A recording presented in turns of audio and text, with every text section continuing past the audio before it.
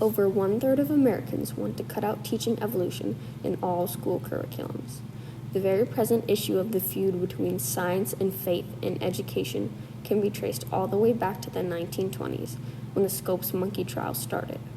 The trial, which took place in the summer of 1925, was the fundamental basis for bringing attention to the conflict of science versus religion, something that remains just as relevant today.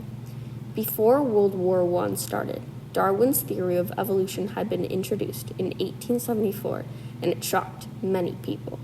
But it only became a bigger issue in society after World War I, when famous Christian writers began to argue against Darwinism. Parents started also to become concerned that this was being taught in their children's curriculum. By 1921, Americans were separated into two groups, modernists and fundamentalists. Modernists were people who wanted to bring science into religion and modernize society. Fundamentalists were people who wanted to preserve tradition in religion and keep religion at the center of American life. The conflict between modernists and fundamentalists led to the Butler Act. The Butler Act was passed by John Butler in March of 1925 in Tennessee. It prohibited teaching evolutionary theory in any universities or state-supported schools.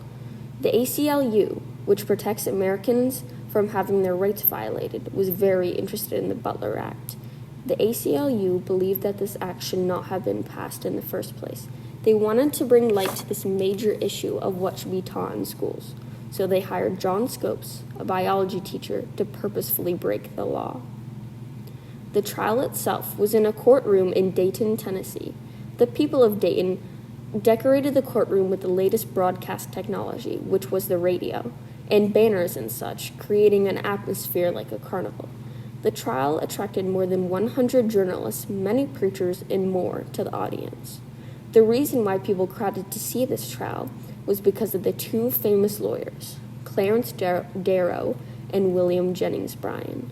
Darrow was a modernist hired by the ACLU for the defense of Scopes. Bryan was a fundamentalist who was for the prosecution.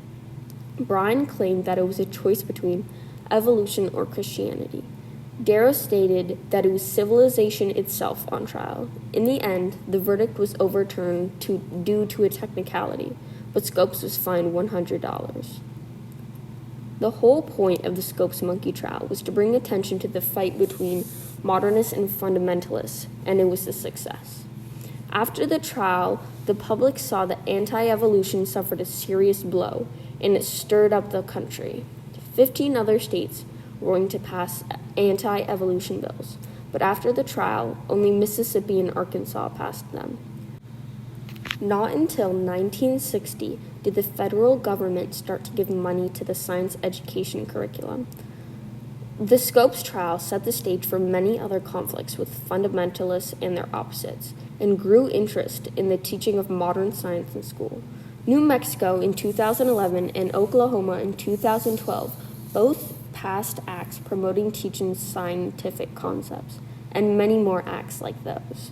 But still, with these many acts encouraging teaching evolution, a Pew Research poll stated that a substantial majority of the public wants to include creationism in the science curriculum. There are many other relevant issues between these two groups, such as abortion, climate change, and LGBTQ. The Scopes monkey trial gave the issue with science versus religion the light that it needed. These issues are still shown in the 21st century.